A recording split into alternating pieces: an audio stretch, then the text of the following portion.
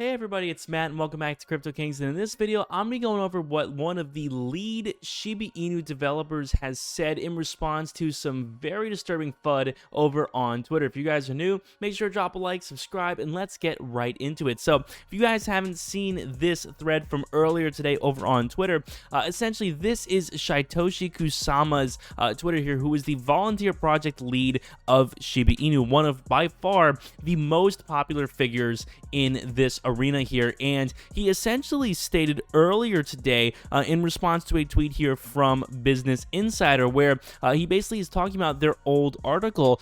Shame on you for such a FUD-tastic article.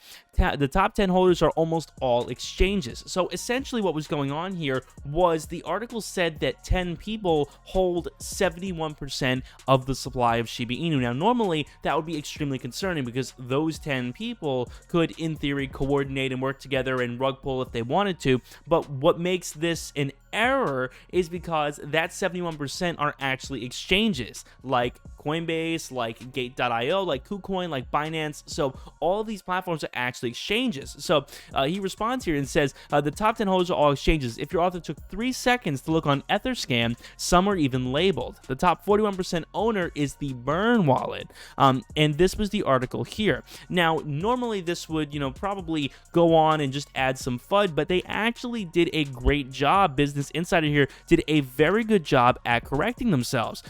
This guy responds here, David Gockstein. He says, I've done my research on SHIB inaccuracies in this article. I'm sure it was an honest mistake and will be corrected. And then there is a very long sort of set of responses here going on from the writer of the article, Isabel Lee here, who quickly explained the reason for the error, and she understands and she has fixed it. So now when they go and take a look at the article, it is rebuilt around the idea that 41% of SHIB's supply is burned, and this is a broken link here, but 41% of the total supply is burned. So that is the rename they came up with for this article. All around, guys, pretty great stuff. If you guys are also looking to get some great stuff, check out Webull at the top of the link down below in the description, guys. It is so easy to do. Literally, you guys just go over there and take you 2 minutes to set up, and you get 2 free stocks valued up to $2,300. There are people who have gotten free shares of Apple and free fractional shares of Facebook that I know of who have signed up using my link. So again, top of the link down below in the description, super easy to do,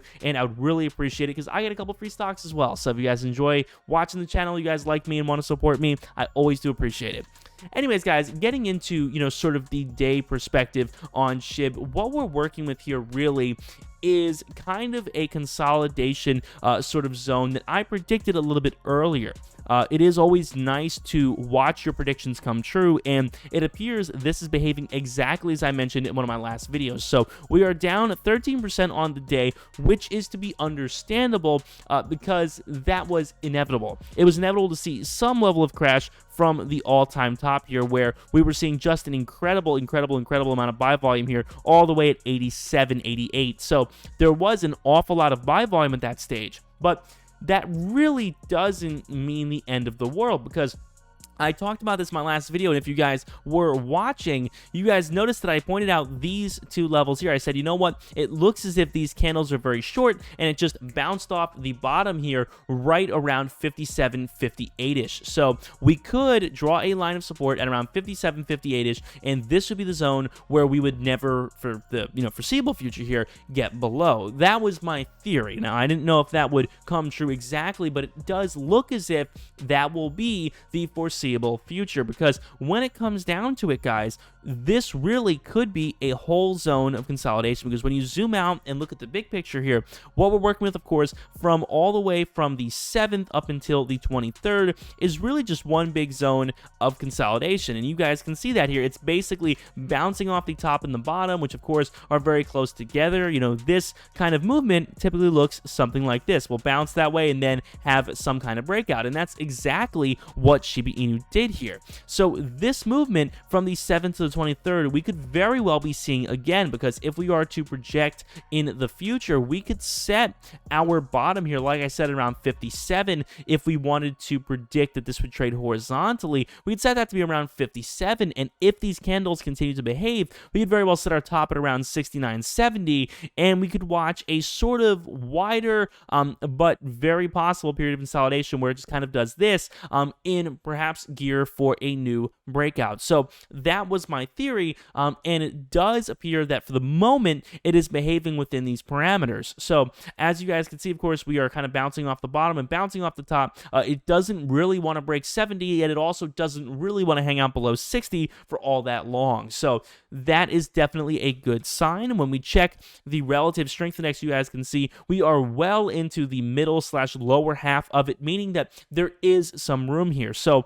in theory, if we were to sort of get to the top of the relative strength index again, we could watch this price go from whatever it is now, which is around 63, 64-ish, up to, maybe 72, 73, something like that, before we saw a, sort of deviation from what the relative strength index considers to be normal. And in that case, we would probably watch it fall back into this sort of zone. So in the end, guys, our job is to try to predict where reasonably it is going to hang out, and also, of course, to predict whether or not we are going to watch some flash crash. In that case, perhaps buy in whenever we see a flash crash, and of course sell, slightly before, to prevent obviously some drama from a flash crash headed down to 40 or something weird like that, which again I don't think will happen, but it definitely is good to be on the safe side. I always do like to be honest with you guys, and I definitely do think it is good to be on the safe side. So again, when it comes down to it,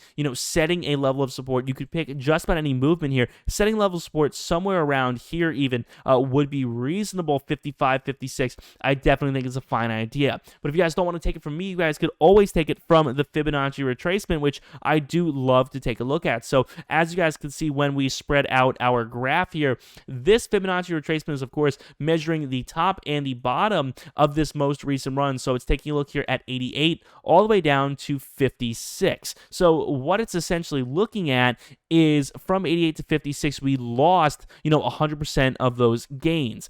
So what we are looking at is how we are recovering. Well, it looks as if, for the most part, and when I clear my drawing here, it looks as if the 23.6% line is decent. It's not a full sort of stabilization, but it seems as if it doesn't really want to get much below the 23.6% line. Again, it is a little not, typical of the Fibonacci retracement in this case. It's not operating the way we like to normally watch these, because it is kind of hanging out below it for a little bit. But in the end, if we could establish a sort of line of support right here at the 23.6% line, where 23.6% of these gains will be retained from that high, if that 23.6% line does behave here, we could very well watch this be a new line of support here in the near future, which would keep the price around 64 through 68. And if that does happen, boom, another period of consolidation where we kind of sit between two horizontal lines. And in that instance, it would be between the horizontal lines of 64 and 68. And of course, when you zoom out and look at